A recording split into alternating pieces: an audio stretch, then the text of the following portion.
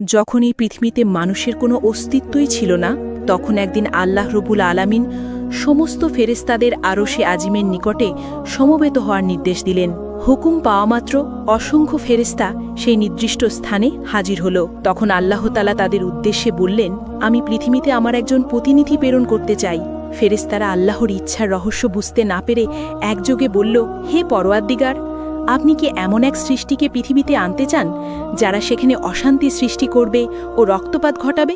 অথচ আমরাই তো সর্বক্ষণ আপনার তসবিহ ও এবাদতে ব্যস্ত রয়েছি। তবে নতুন খলিফা বানানোর প্রয়োজন কি? তাদের কথা শেষ হলে আল্লাহ রব্বুল আলামিন বললেন, হে আমার ফেরেশতাগণ, আমি যা জানি তোমরা তা জানো না। মানুষ কেমন হবে, কে আমার আনুগত্য করবে আর কে অবাধ্য হবে, সে বিষয়ে আমি তোমাদের চেয়ে অধিক অবগত। তবে জেনে রাখো, আমি তোমাদের মতামত চাইনি, শুধু জানিয়ে রাখলাম মাত্র। আল্লাহ রব্বুল আলামিনের বক্তব্য শুনেই ফেরেশতারা নিজেদের ভুল উপলব্ধি করল এবং আল্লাহ রব্বুল আলামিনের দরবারে ক্ষমা প্রার্থনা করল। এরপর আল্লাহ তাআলা তার 4 জন মহান ফেরেশতাকে ডাকলেন, হযরত জিব্রাইল, মিকাইল, ইসরাফিল ও আজরাইল আলাইহিসসালাম। আল্লাহ রব্বুল আলামিনের হুকুম পাওয়া মাত্র তারা নির্দিষ্ট স্থানে এসে উপস্থিত হলেন। আল্লাহ প্রথমে হযরত জিব্রাইল আলাইহিসসালামকে আদেশ দিলেন, হে জিব্রাইল, তুমি পৃথিবীতে যাও এবং সেখান থেকে এক মুঠো মাটি নিয়ে এসো, যে মাটি দিয়ে আমি আমার খলিফাকে সৃষ্টি করব। হযরত জিব্রাইল আলাইহিসসালাম পৃথিবীতে এসে জমিন থেকে মাটি নিতে উদ্যত হলে মাটি আর্তনাদ করে বলল, হে জিব্রাইল, তুমি আমাকে কোথায় নিয়ে যাচ্ছ? তিনি বললেন, আমি তোমাকে আল্লাহর কাছে নিয়ে যাচ্ছি। আল্লাহ রব্বুল আলামিন মাটি দিয়ে এমন একটি মাখলুক সৃষ্টি করবেন যারা এই পৃথিবীতে আল্লাহর প্রতিনিধি হবে। কিন্তু মাটি তখন কাঁদতে কাঁদতে বলল, ভাই জিব্রাইল, তুমি আমাকে নিও না, আমাকে রেখে দাও। কারণ আমাকে দিয়ে আল্লাহ তাআলা যাদের সৃষ্টি করবেন তারা আল্লাহ তাআলার নাফরমানিতে লিপ্ত হবে, যার কারণে আল্লাহ রব্বুল আলামিন তাদেরকে শাস্তি ভোগ করাবেন। অথচ আমি যদি তাদের শরীরে থাকি তাহলে সে আযাব আমাকেই ভোগ করতে হবে। অথচ আল্লাহ রব্বুল আলামিনের আযাব ভোগ করার মতো শক্তি এবং সাহস কোনোটাই আমার মধ্যে নেই। অতএব তুমি এই বিষয়ে আল্লাহ তাআলার নিকট আমার পক্ষ থেকে ক্ষমা প্রার্থনা করবে। মাটির এই আর্তনাদ শুনে জিব্রাইল আলাইহিসসালাম খালি হাতে আল্লাহর দরবারে ফিরে গেলেন এবং আল্লাহ তাআলার নিকট গিয়ে মাটির আর্তনাদ ও তার অক্ষমতা প্রকাশ করলেন।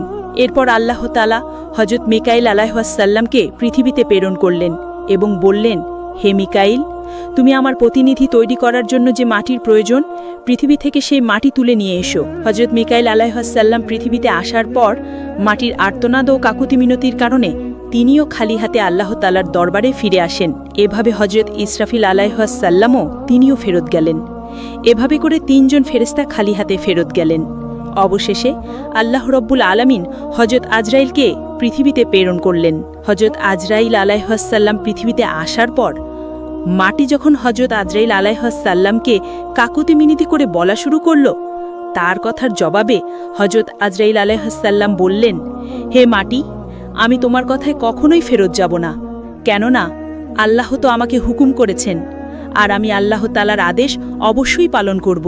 এই কথা বলে তিনি পৃথিবী থেকে মাটি উত্তোলন করলেন এবং আল্লাহ তাআলার দরবারে ফিরে গেলেন।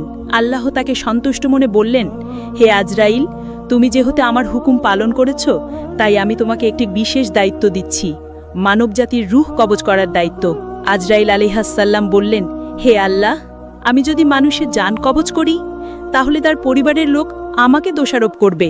আল্লাহ উত্তরে বললেন, তুমি চিন্তা করো না, আমি প্রতিটি মৃত্যুর জন্য আলাদা কারণ সৃষ্টি করব।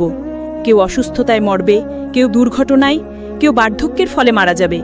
মানুষ তোমাকে দোষ দেবে না। তখন হযরত আজরাইল আলাইহিসসালাম আল্লাহ তাআলার কথায় আশ্বস্ত হলেন।